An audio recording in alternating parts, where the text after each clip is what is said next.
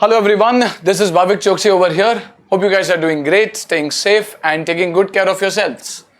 So today's video is a very quick update on something new that we have launched. This is a compact theory book for CA Final New Syllabus Paper 1 Financial Reporting under the name of FR Shield.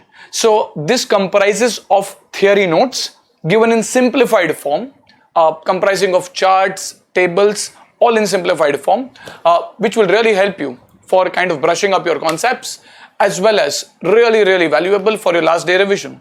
So I'll just quickly run you through what this book comprises. It comprises of all indices, as you can see.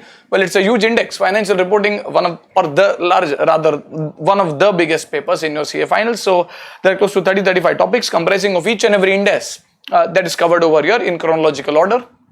So what does this book comprise of? Before we kind of go ahead, we have used simplified language. Do we need to take this book if we are an existing student, whether it is regular, whether it is fast track, whether it is face-to-face, online?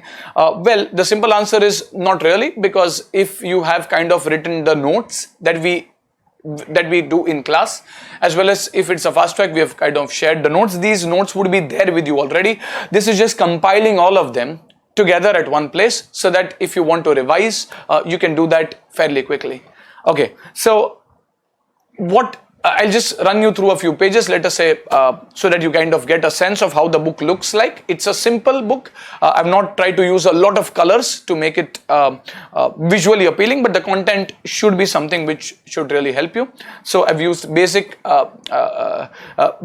charts, basic tables, and simple language. So let us say if you have something like inventory, a very simple standard, we have kind of broken it into the logical parts, that is, how do you determine cost, what are the special adjustments like normal loss, abnormal loss, how do you deal with absorption, under absorption, how do you account for cost flow assumptions. So this is just that, I mean, just to give you a clarity, it's not portrait mein thoda zyada hi compact dikh raha hai, it's very easily visible.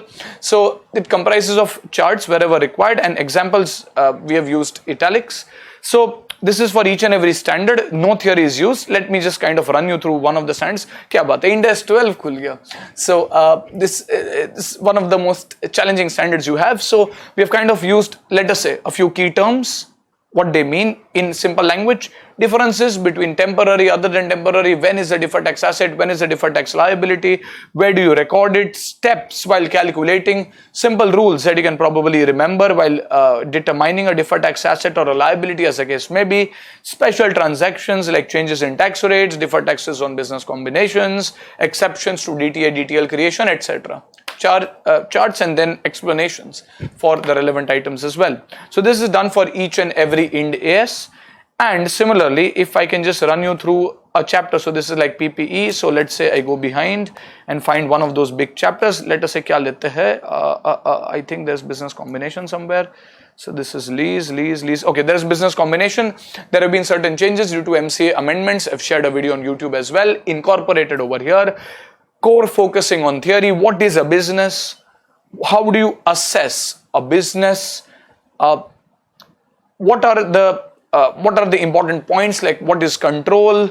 Then I hope you're getting some sense on how this book looks like. Accounting for business combination, each of those steps, a detailing with examples for each of these steps, like special cases on reverse acquisition, various points within acquisition date, purchase consideration in each of these points, like deferred payment, contingent consideration, pre-combination. We have given examples in italics wherever it is required. Simple theory description, charts where you have multiple concepts, and that ways entire chapter is covered. Each of these steps, important adjustments if any are covered.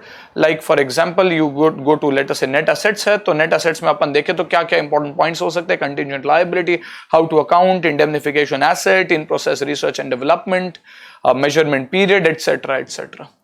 So all in all, it is a good hand holder for you in the last day of your exams. If you already have attended our lectures, written notes, you don't really need to worry about this separately. It is all there with you. Okay.